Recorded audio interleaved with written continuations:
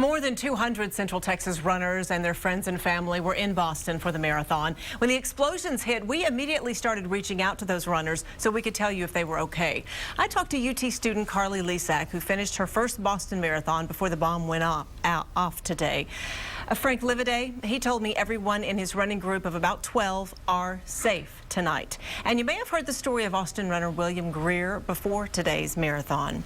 He is legally blind, and he ran with guide Peter Segal from National Public Radio.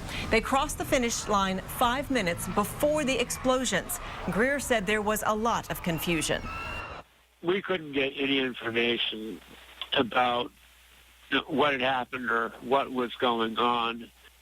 My wife was planning to meet me at like a family meeting area. Greer's wife could not get to that meeting area because of the crowds and all of the confusion. They were separated, and neither of them knew if the other was okay. Because nobody knew what was happening. No one knew if people were safe or if anybody had been hurt or if the runners were okay. And gradually, I mean, of course, there were rumors flying everywhere. It took almost an hour before they finally found each other. Ellen said she was holding her husband's wedding ring to keep it safe while he was running. She put it back on his finger and asked him to marry her again when they finally met. Austin runners do have so many stories we heard today. I also talked with Maria Groten. She had just crossed the finish line and was picking up her medal when she heard 2 explosions and saw black smoke. I was alone and I didn't know what was happening, and I saw everybody running towards me, and then people started screaming, "Get out of the streets, get out of the streets." And I jumped over the rails, and all I could think of was 9/11, and I thought, I'm going to take cover in one of the stores just in case. Well, thankfully, Maria eventually found her husband, and they ran about 3 more miles to their hotel. And the rest of her running teammates from Austin, they're all okay tonight. Well, families all across the country had a nervous wait to hear if their family members running in the marathon were okay. Tony Zaya had completed the race an hour before this explosion, but his wife back here in Austin did not even know about the explosions until she got a text from a friend asking her if her husband was okay. It was obviously a sick feeling from that time until the time she got in touch with him.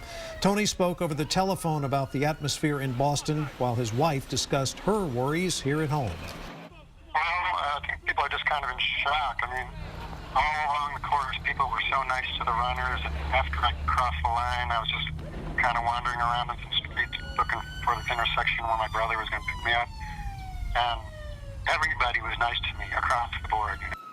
My oldest daughter, who's at McAllister College, called in tears because she wasn't sure what had happened. She was really scared. So yeah, till the moment you talk to the person, you of course are scared. If you are still trying to get in touch with a member of your family from the Boston Marathon, the telephone lines have been jammed all day long in Massachusetts with so many people trying to reach their loved ones. Google actually launched a special person finder on their front page there, google.org/person finder.